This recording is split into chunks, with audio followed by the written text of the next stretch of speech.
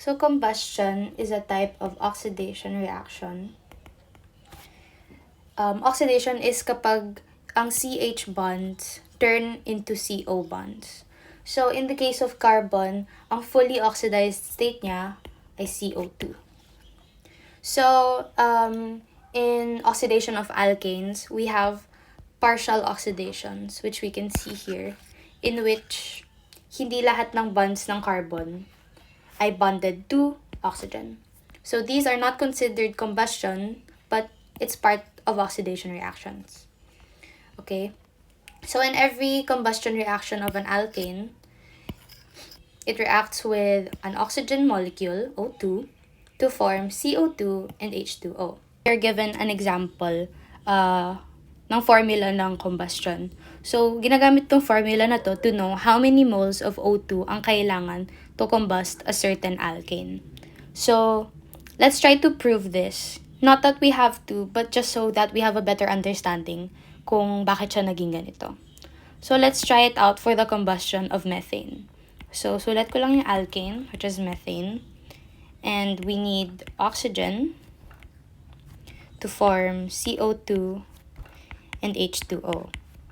Now, without using itong formula in yellow, let's try to balance this equation so we know if it's correct. Let's try to prove it.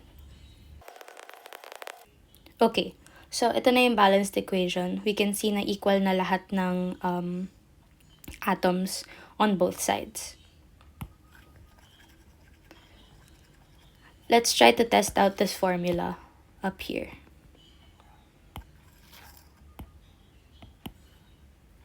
Palitan ko lang lahat ng n into 1 since n is equal to 1. Here, we can see that. Isa lang yung carbon atom. So this would be CH4. 3 times 1. Then this would be also 1. This would be 1. So let's simplify the equation further dito sa baba. CH4.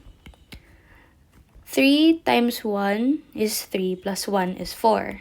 Divided by 2, we can simplify this. We can simplify this further into 2. So 2O2 CO2. Inamit ko na yung 1 since it's just 1. 1 plus 1 is 2. H2O. So if we compare these equations, we can see that they match. Ibig sabihin, reliable tong formula na to.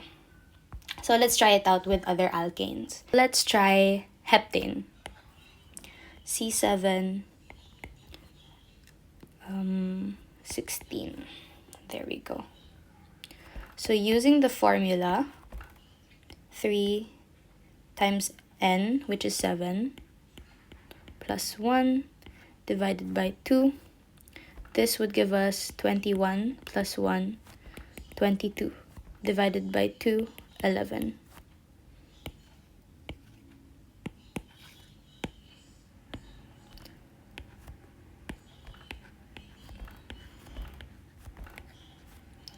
NCO2. N just means 7 because there's 7 carbons.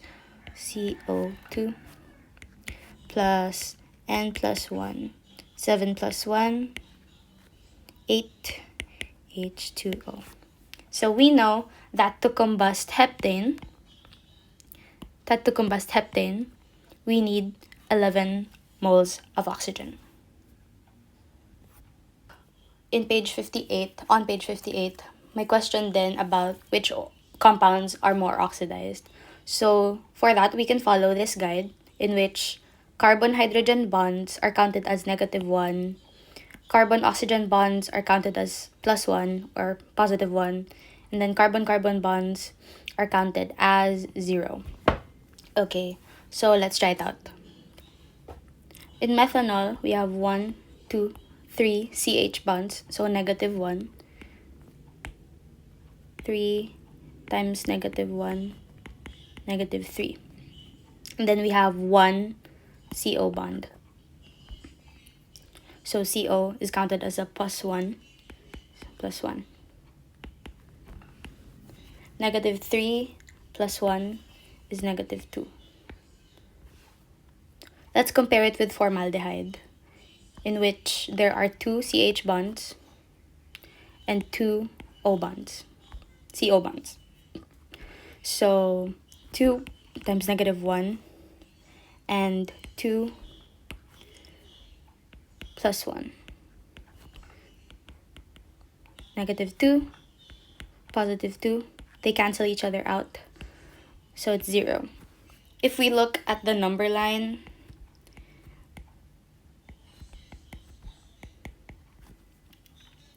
zero is greater than 2. Therefore, formaldehyde is more oxidized than methanol. For methanol and dimethyl ether, huwag na natin pahirapan sarili natin. So methanol has an oxidation count of negative 2. And for dimethyl ether, let's count it. 1, 2, 3, 4, 5, 6. So negative 6. And then 1, 2. Positive 2. Which will equal to negative 4. So in the number line, mas mataas si negative 2. Therefore, methanol is the more oxidized compound. For formaldehyde, we know that it has an oxidation count of 0. Kasi ginawa na natin yun kanina. So 0. And methyl formate, bilangin natin. 1, 2, 3, 4. I say that there are 3 here kasi CH3 yan. So negative 4. Let's count the oxygen bonds. 1, 2, 3. And 4. Sorry. So there are positive 4. So again, this cancels each other out. So in the case ng formaldehyde and methyl formate, they have the same oxidation state or oxidation count. So none of these compounds are more oxidized than the other. They are equally oxidized.